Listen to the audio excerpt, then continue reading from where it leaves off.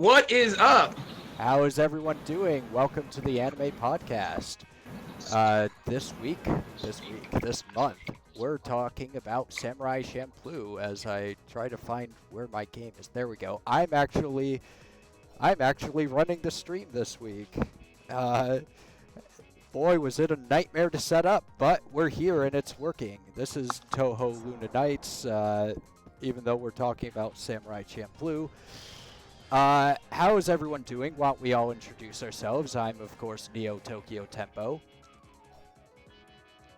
676 here. Getsuru. Getsuru.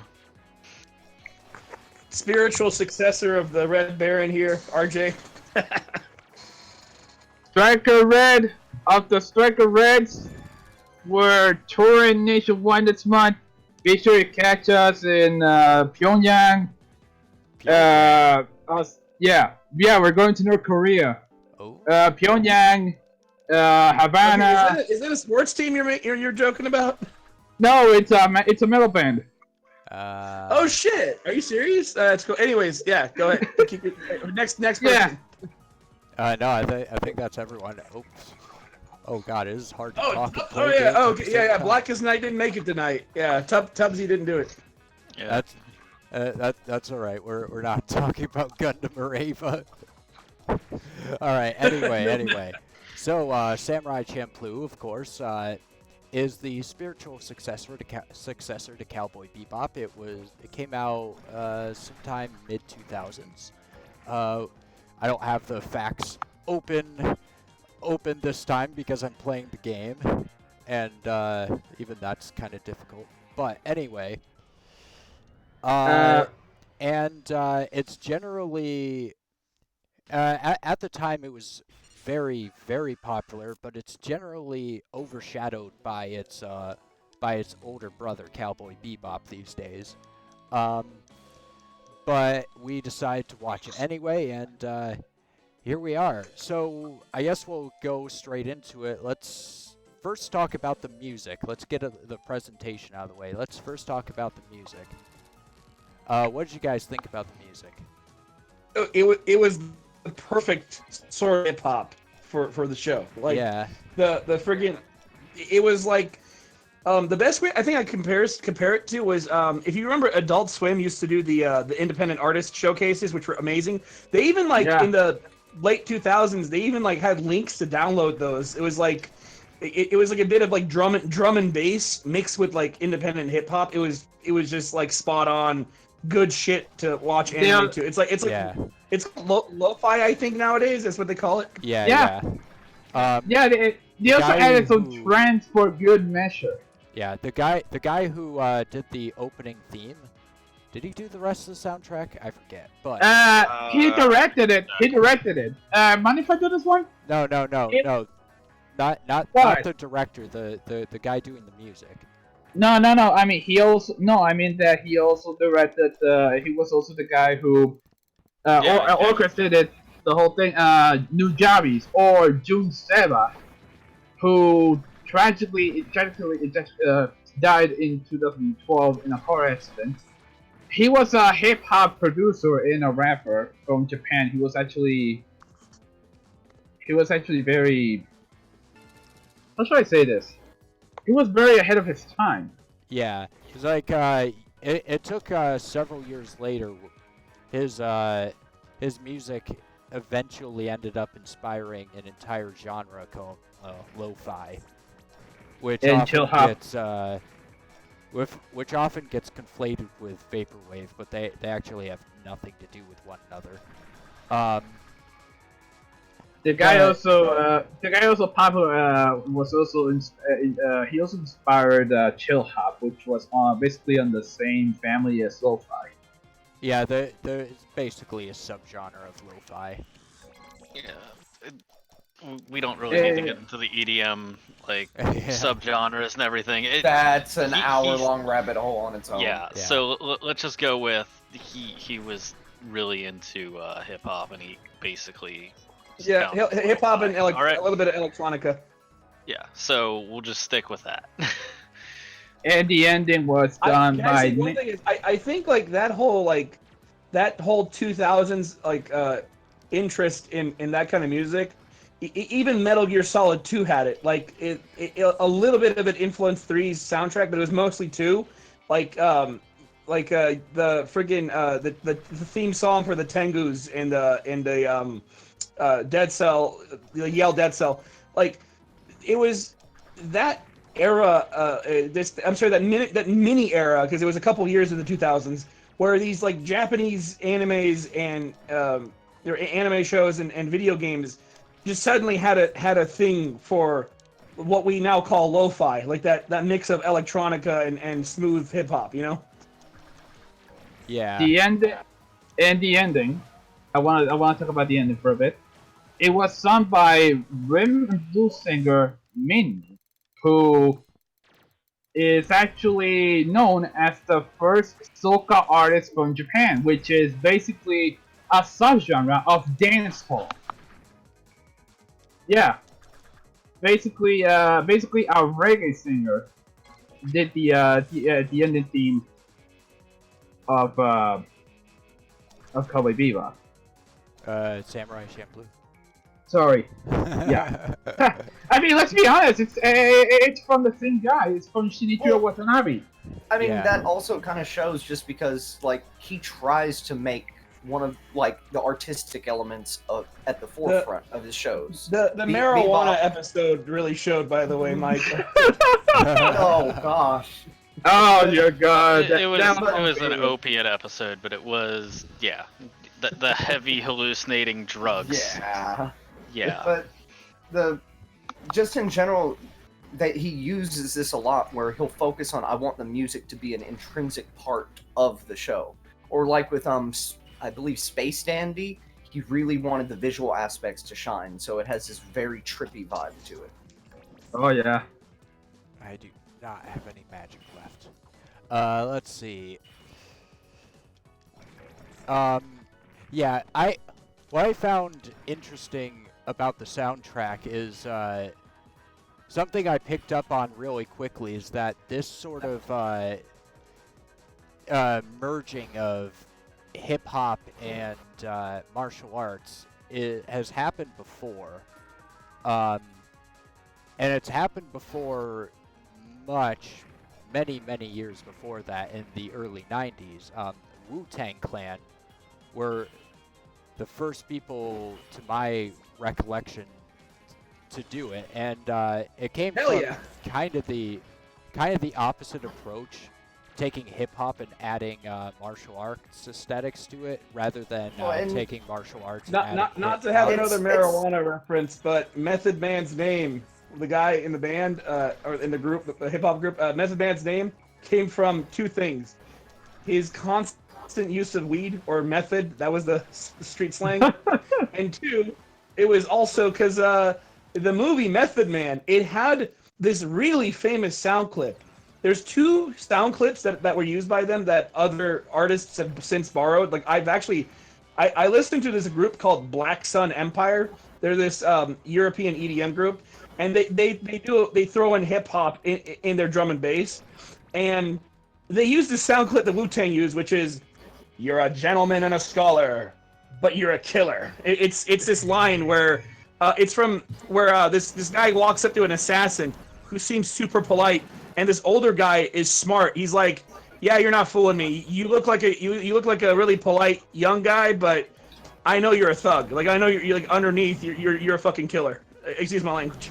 But the other one was like just the nerdiest anime shit you'd ever hear, which is, "Allow me to demonstrate my special technique, the Shaolin art, or the Shaolin art of fuck, how does it go? It's, allow me to demonstrate my special technique, the Shaolin art of shadowboxing," and then the freaking line drops. Yeah, I think yeah. a big part of That's- that, more so than That's such a freaking like weeb line though, even though it's a Hong Kong kung fu movie. Why am I not surprised? integrating like martial arts. It's integrating like Buddhism and Zen, because almost all martial arts from that era, they utilize Buddhism and Zen as like their core teaching methods. Yeah, yeah. Speaking of which, to tie this back to Samurai Champloo, you brought up something. Zen Buddhism. There's a bit of that there's a bit of underlying thematics of that in Samurai Champloo. The references. Actually, I was just talking about this earlier in the recap episode. There's a scene where Mugen is talking to the priest or whatever that they're staying with, and he keeps asking how to be stronger, and the guy just screams at him and smacks him upside the head.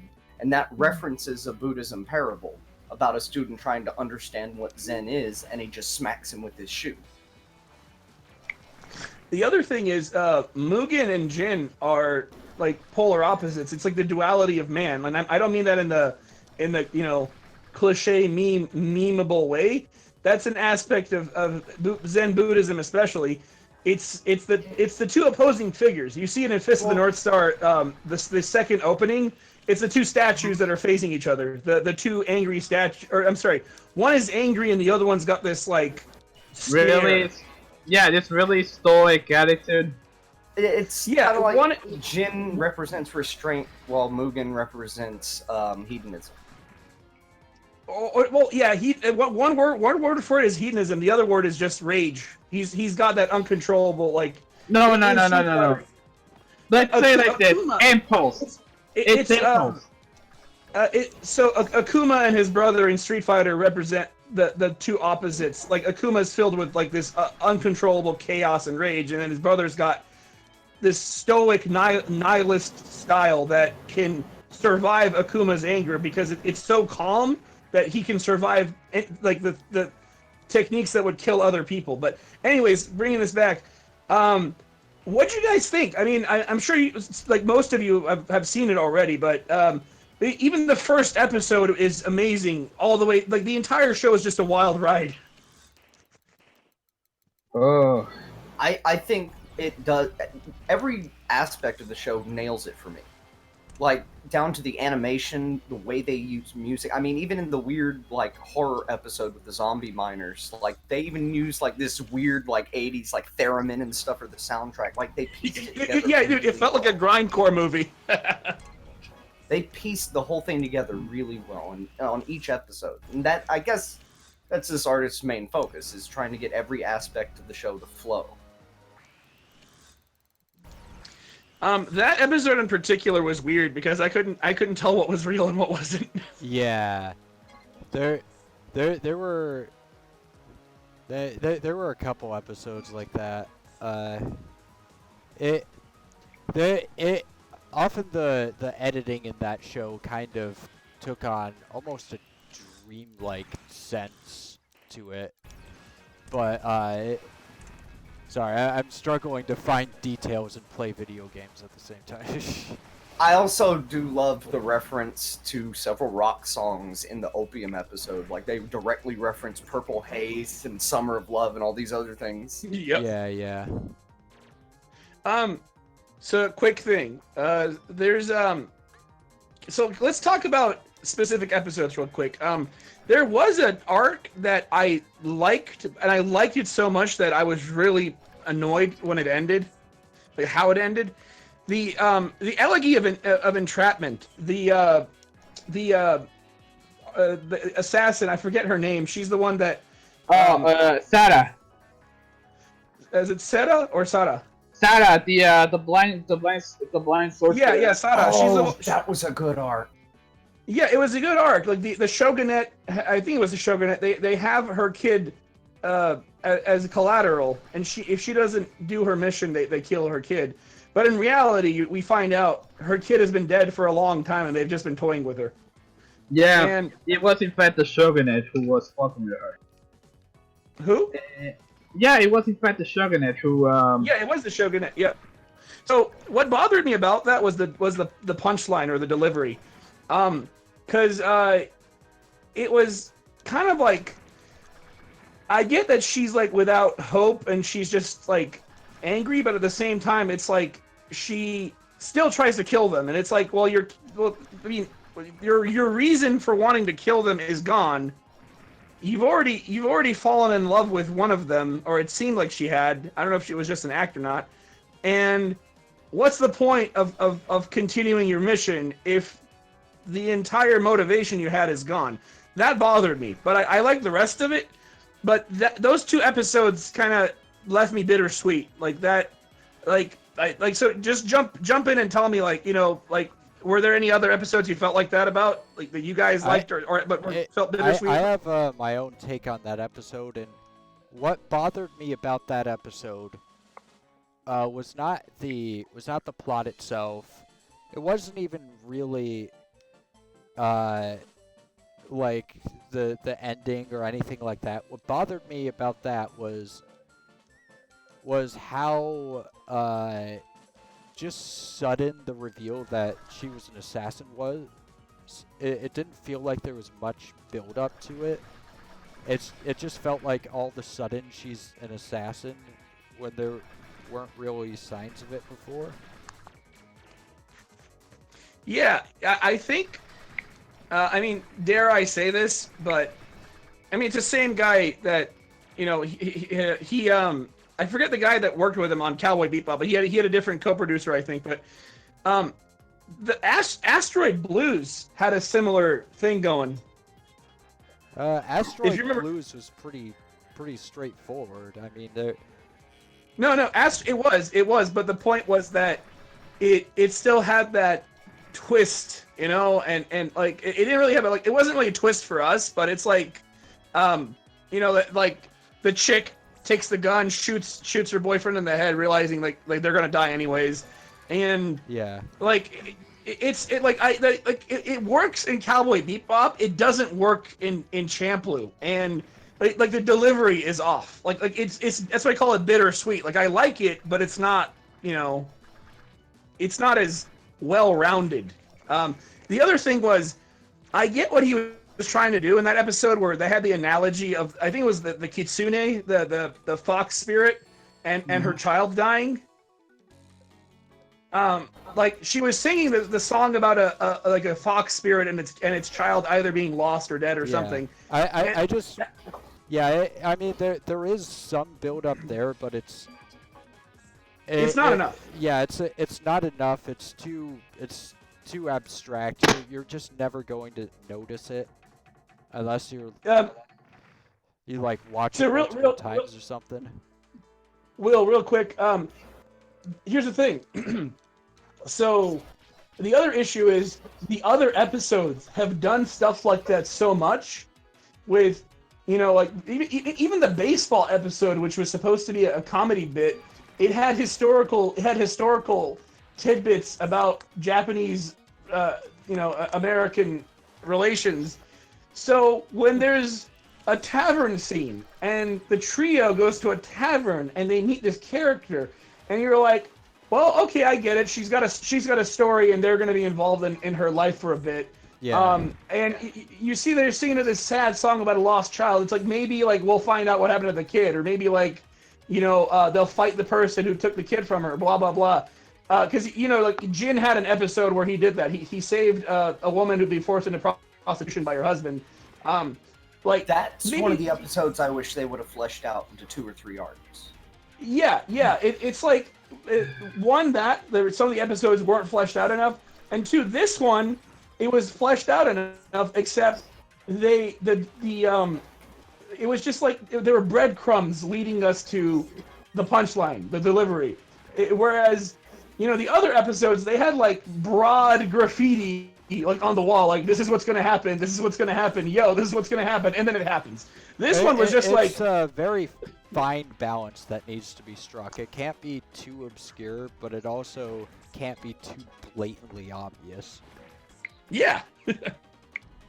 The one thing that's like really nice about like the overarching theme is it is kind of like all of the Edo period summed up into like 26 episodes, where you go from the beginning of the Edo period and to the ending of it, and you also get all the different parts of it. Like you get the economic parts, you get the struggles, you get the hierarchies, you get all of these little bits, and it's just told in like a really fun way. So it's kind of like a short history lesson that you're not even really aware that you're getting.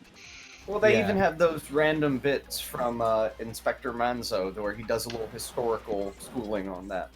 Dude, There's a part where he talks Inspector about to be one of the best characters in there. Oh, you know what? That reminds me. I think I guess I'm jumping ahead here a bit, but my least favorite episode was the baseball episode. That was my favorite. Are you serious? I think it was my least favorite for a couple reasons. First of all, you can the main reason it's like the kind of the bottom of the barrel of filler episodes. You know, it's reusing gags the show already used, and it's reusing characters that the show already used. And you know, if it's a filler episode, I want something that's a lot newer. Oh, I wasn't paying attention. Died. I want something that's like completely fresh. And the baseball thing itself is pretty cool, and it's pardon the pun, out of left field. But you know, it's like it kind of disappointed me that they came up with this ridiculous and quirky premise, but then they just started reusing you know, like the fat gag from an earlier episode, and the detective, whatever his name was. Yeah, Inspector Manzo. Yeah. With his truncheon. Oh dear God, John. Why? Seriously, I can't do it. I just told you why. Yeah. Can I just Get at the same point, like that. Can I Okay. just say something about the baseball episode? Go ahead.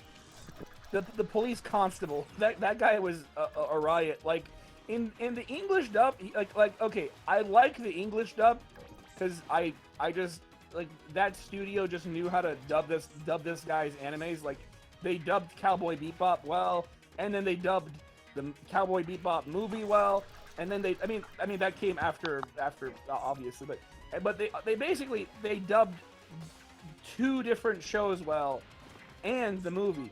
But the Japanese dub for the inspector, I forgot, are they called? I forgot the term. It was the Japanese samurai police. They carried the kunai, or they carried the weapons that Raphael has in Teenage Mutant Ninja Turtles. You mean the side? If you catch a blade, huh? You mean the side blade?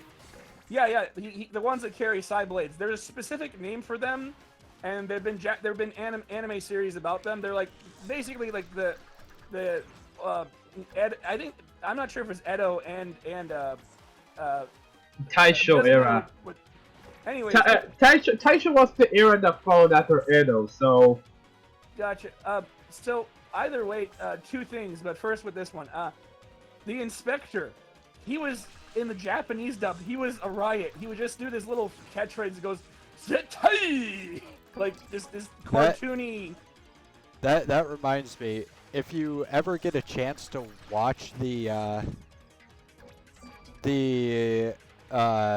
baseball episode in Japanese, do it, because the Americans in that episode, boy, they try really hard. English. Yeah, I watched both the English and Japanese dub back to back, and that episode is 10 times better when you see it in the original Japanese. It is hilarious. All right. What I loved was the Americans refusing to leave the harbor. It's like they're telling us to leave. No, we're not gonna leave. These filthy savages are forcing us to leave. Nah. And All right. they're yelling at an old man, and the old man's like, "But sir, we like the I forgot who ordered it. It was like the local governor. It's like, but sir, Yeah, it was the local governor. What was it the old man said? Step over my corpse and move into a new tomorrow? Something like that. Yeah, it might have been Brighter Future or something, but it was something close to that. He old man basically goes like, "But sir, we're not allowed to let foreign ships dock." And the American guy's like, "What? What is he saying to us?" Like, the second thing that I found funny was the graffiti episode. That was like that was random, but it was just goofy as all heck. The one where I think the only one that can top that is the episode where they came across the two scam artists, the husband and the wife. He had a dog that he gave a European name to. I forget what he called the dog. Oh, Luigi. I know which one that is. Luigi. Yeah, I really love that episode just because of the beatboxer that would just hold his katana and beatbox. Have you seen the low rider thing that the guy was being transported in? Oh wait, sorry, that was the yeah. Alright. Where he sends his friend over to give Fu a pear. Yeah. Alright. Let me mention something regarding the real quick. Oh, not to sound like a weeaboo. I'm sorry to interrupt you. Not to sound like a weeaboo. Which episode taught you at least something about Japan? I mean, for me, it was the episode with the wood carving paintings. The one where the ukiyo-e paintings. It's how I learned what a shamisen was. Honestly, it taught me how to do ukiyo-e painting. How it worked and influence. I'm saying like which episode for you had even a bit of educational information, because for me it was that one. Specifically the beginning where the episode starts with the roller coaster cycle of human culture. Like how different societies, like they have cultural collapse and then they have cultural resurgence and they have cultural growth and then it collapses again. The narrator was describing like Japan. I think it was the inspector. He used him as the narrator. I don't know. I don't remember. I don't know if I remember correctly, but basically like Japan had a psychedelic period during the samurai era. And, yeah, that was during the art episode regarding art. The paintings. Yeah. They the ukiyo-e paintings, but that eventually became part of one of Vincent van Gogh's most famous paintings. And I'll be honest, this is actually one of my personal. This is actually one of my personal favorites. That's the one at the end where Fu poses for him as a model, right? And it goes on to be. Yeah, that's the one. That's the one. That is one of my personal favorite ones, but not because of the paintings, but because of fucking Joji. That dude was the character of that episode. That guy was like one of the first weeaboos. The guy comes from Holland. He wanted to stay to Japan. He wanted to stay in Japan, but he can't because he's a merchant for the Dutch. The East Indian Trading Company. Yeah. And then we also have the fact that you guys seen that part where Joji goes to a kabuki play and the guy falls in love with the chick and ends up it's not really a chick. Yes, I do remember that. And then they have a whole section where Inspector Manzo talks about a scripture he read. Oh yeah, and then they end up becoming part of the kabuki play. Yeah. The guy basically wanted to get to Japan. He wanted to stay in Japan because he loves the culture. But Japan at the time was so reclusive that the only people allowed to do trade with them was the Dutch, the people from the Netherlands. All right, I was gonna mention something regarding the baseball episode. One of my first, you know what's funny? This episode actually influenced a Boondocks episode. The Kidball episode where Ed Wonsler goes against the Chinese businessman who tries to take over his turf. This very episode had people say that it had some inspirations from Shaolin Soccer. Yeah, well, the second episode also influenced Boondocks, the one where the assassin tries to kill Jin, and they're in the, it's like playing that drum and bass hip hop. It's like do do do do do do do do do do in the background, and then the guy's like, oh, it's not like fighting in a dojo, is it? I'm afraid I'm going to have to kill you. That episode, that segment is where Huey dreams about Stinkmeaner trying to kill him as a samurai. Yeah, the one with the one about the blind samurai swordsman. Yeah, that one. Yeah, don't finish what Huey said because we'll get booted off air. Yeah. And just to kind of like link those two over, Samurai Champloo was only 2 seasons, or went over 2 years. It was one. It was one season actually. Yeah, but it goes over like the 2-season mark because it goes from May 19th to March 19th. You know what's a shame? 2005. But the thing is that Boondocks started in 2005 in November, so like you can see that while they were getting the show ready, because it takes a while to write these shows and pitch episodes and such. That's something directly that they were watching at the time of release. The series as a whole came out in May 20, 2004, and Wait, then so did it or did it not influence Boondock? It did. It actually did. Aaron Magruder himself admitted that one of his inspirations for the animated adaptation of his comic was Samurai Champloo. And here's a little bit of data for those people who are wondering what Champloo means. It's actually an Okinawan dish that's called champuru. It's a stir-fry dish that is mostly from Okinawa, and it's actually the term itself comes from the Indonesian term campur, which means mix. So this was basically a mixture of cultures. Such. You got Japanese culture and American hip hop culture.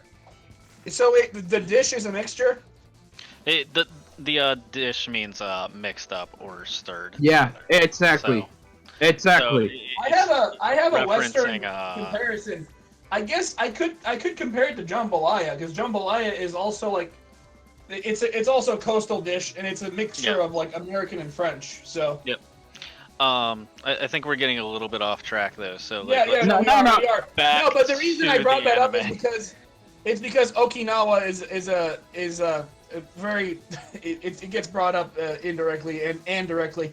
What was that island though? The one Ryukyu. Ryukyu. That's Ryukyu. That's the island where Mugen was born. It was at the time a prison colony in Japan. So it was real. Yeah, it's real. Ryukyu is a real island. It's actually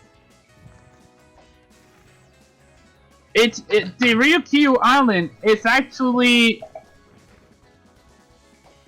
alright, let me see if I can find it on the map. While he's doing that, so you guys, do you have any like favorite episodes or I think my favorite episode was the one where Mugen goes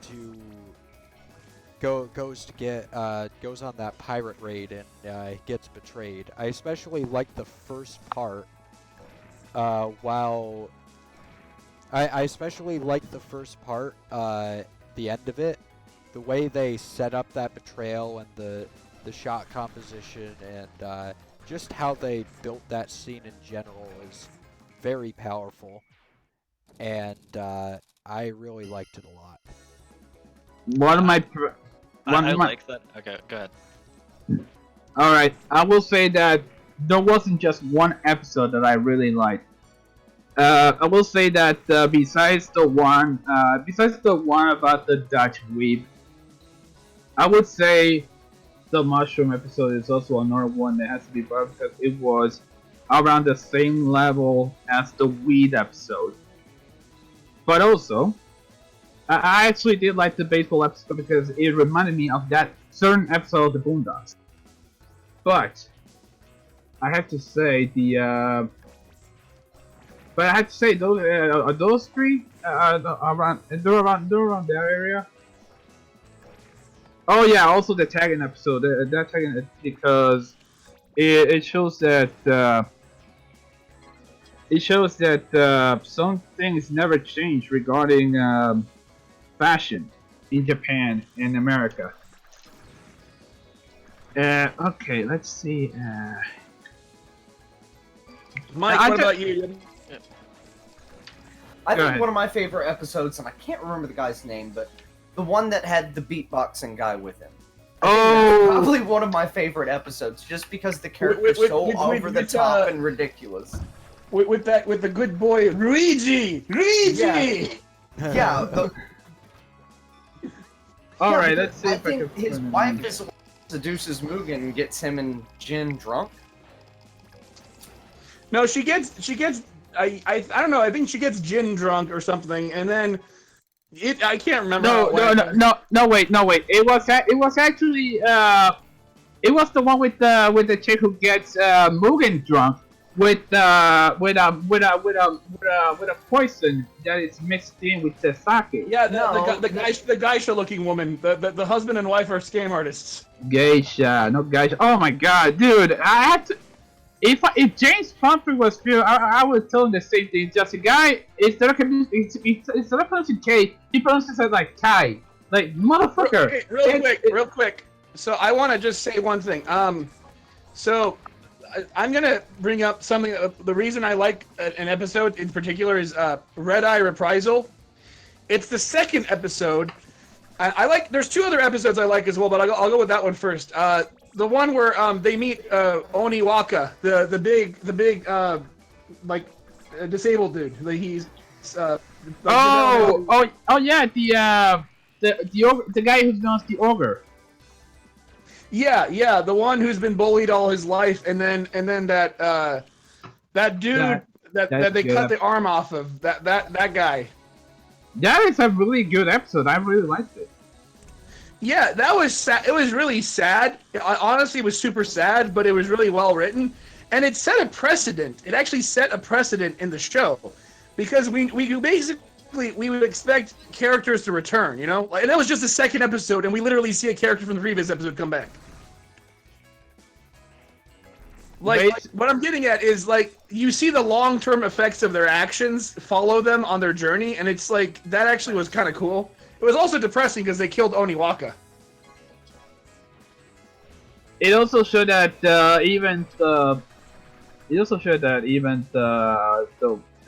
some people are clearly misunderstood just because of their appearances.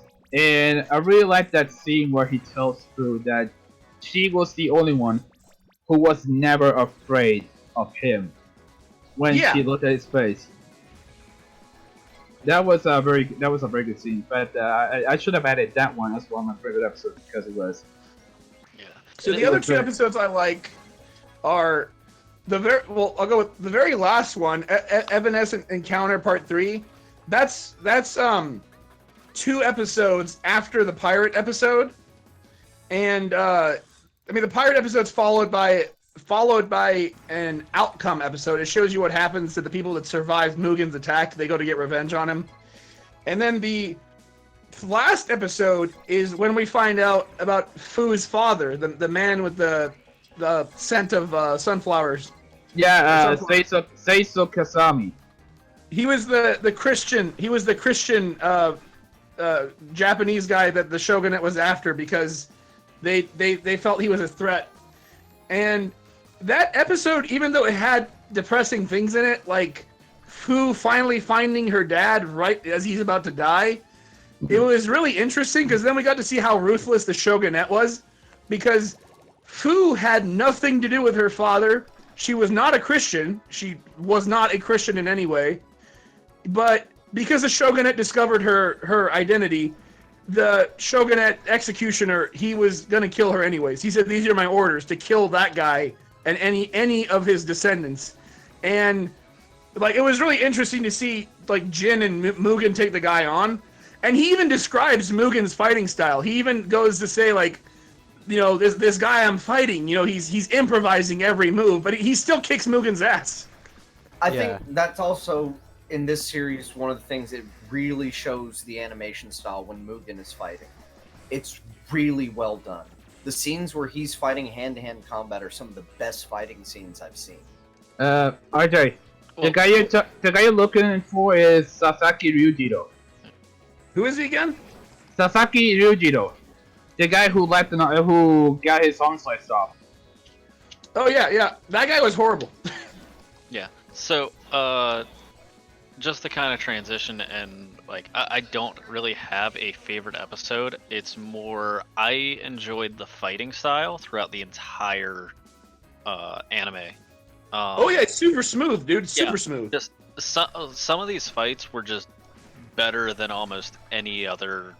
Like even today, I can't really think of many animes that are so well choreographed. The only anime I can think of that's that good is with fighting is Cowboy Bebop, but there's not a lot of melee combat in Cowboy Bebop, or at least not as much as this one. Yeah, there's not not much fluidity. It is in like so many animes. The fluidity in Bebop is there when there's melee combat, but it's like not really the norm. I would say the only other anime that's even close is like Fate Apocrypha, with their fighting, and like that's even like a stretch, and only like maybe 2 or 3 fights are as good as every single fight in this anime. Yeah. So like, if you're not really into like with the fights in this show. Well, and even like whenever they do like a quick kill, right?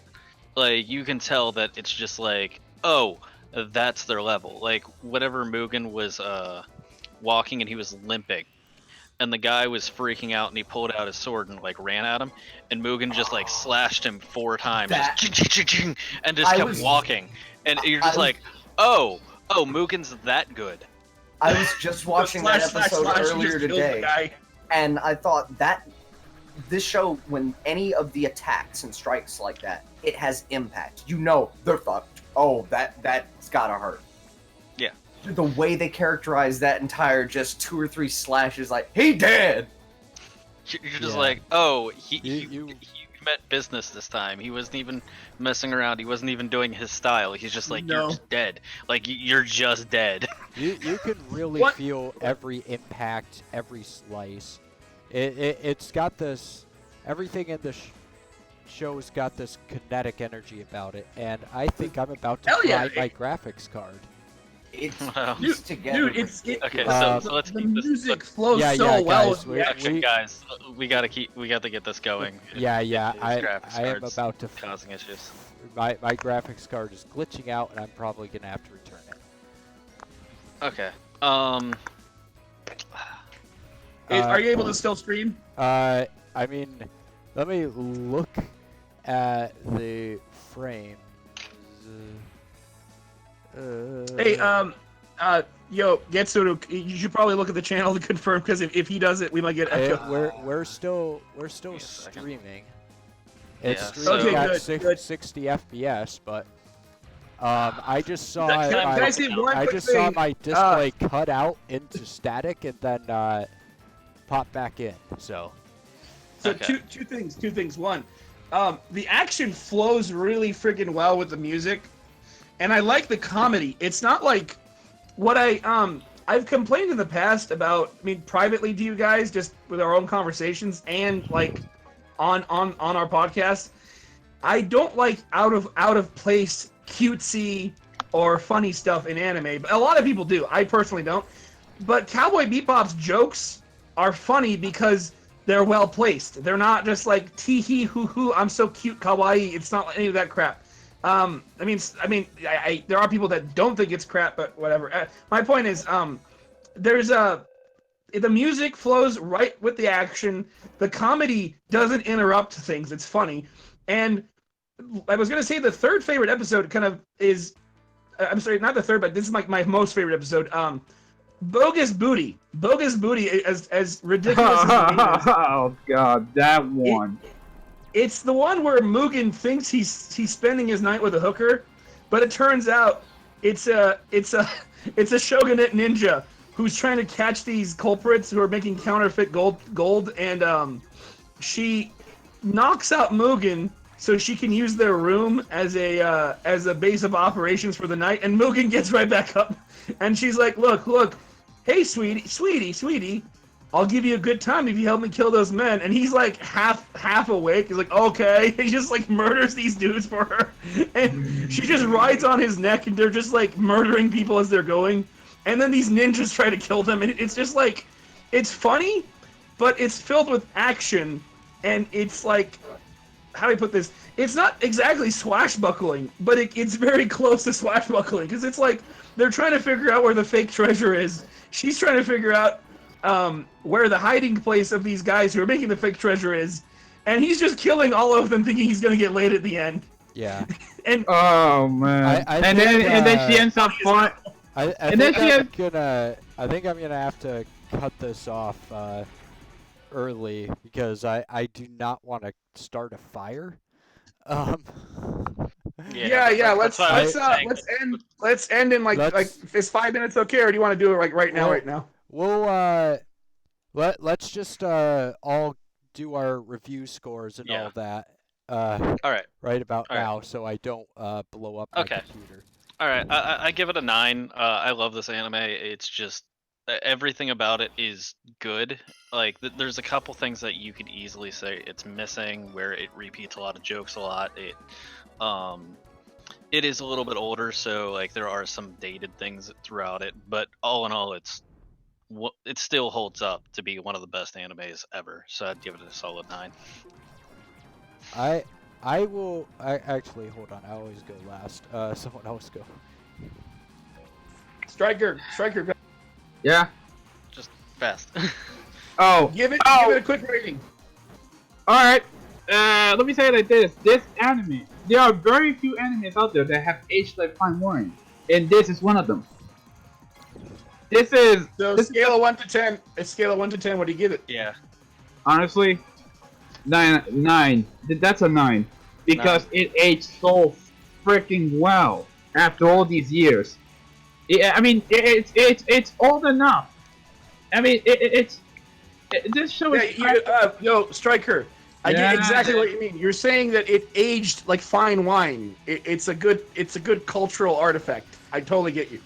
Yeah, even after well over a decade, like this show is like 15 years old, and it still feels like it's relevant. Yep. Yeah, that's how good it is. Sure. Yeah. All right, RJ, go. So, well, I was gonna let Mike go, and then I'll go. Okay, Mike. All right. I give it a 9. Like, it demonstrates exactly what this creator does well. The music flows perfectly. All right, RJ. I give it a 10. 10 out of 10 for 2 reasons. One, aside from it doing everything so well, I mean, there's a few blemishes. Yeah, I mean, like I mentioned, like the delivery in some of the episodes wasn't too great. Like it was a little ambiguous, as we talked about with the Kitsune assassin episode. The music player. But aside from that episode, like, yeah, sure, they could have delivered the Bard's story better, but the show overall is well paced. The comedy episodes are self-contained comedy. It doesn't bleed over into the other ones. The comedy bits in the serious episodes are actually funny. Like I mentioned, Bogus Booty. Like Mugen in mid-episode gets bored.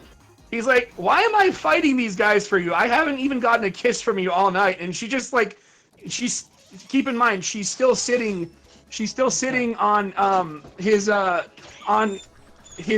like shoulders, and he's like, he's just standing there with a sword, and she leans down, whispers into his ear, and says, like, something that we can't hear, but it's implied, like, she said she'll do something sexual with him, and immediately he just starts murdering people again. Like, that's really, like, the comedy was very well coordinated. Anyways, so action was great, music is great, comedy is great, and the second thing, it wasn't just the content of the show, but its influence. It has actually influenced the music and anime afterwards. So I'm gonna give it 10 out of 10. You know, it's not as amazing as Cowboy Bebop. It's almost there, but it's just as monumental, I would argue. Yeah. Mind if I interject a little bit, RJ? No. It's Will's turn. We can talk later. Go ahead. Yeah. Will, your turn. All right. So, I would say, I really liked this show. It's a very good show. the problem, the only problem I have with it is it's too much like Cowboy Bebop, insofar as it relies on the same things, and there's a couple of those things that Samurai Champloo doesn't do as well. Namely, that the main characters I don't personally think are quite as compelling. And that, with an episodic show like Champloo or Bebop, the main characters are the one thing that really ties the show together and makes it good. There's no real other way to describe it in a few words. And Mugen, Jin, and Fu, I like them. They're good characters, but I just don't think they're quite as interesting as Spike, Faye, or Jet Black. They're just not. They just don't quite click as well. So yeah, they have emotional like strings that pull at us because their stories are interesting, but they're not as like deep, you know? Yeah, I think so. I'm going to give Samurai Champloo an 8. All right. Don't even need a calculator. That's a 9 because. All right. So Yeah, basically, so- so this is now the highest rated anime we've ever done, because Yeah. What's the Metacritic? I want to hear the Metacritic. wait a minute. Did we give Clannad a 9.25 or something? Clannad might have been a little higher. But But yeah, my anime list rates this at an 8.5. IMBD rates this at an 8.6. I mean, like it's gonna be one of the best animes of all time. Like no matter where you look, it is a very historical anime, and it did influence so many things. So yeah, and Yeah. just for comparison, Cowboy Bebop is on my anime list at an 8.8 and IMBD at an 8.9. So you are looking at Cowboy Bebop being known as the better of the two, but this is so close that it really doesn't even matter.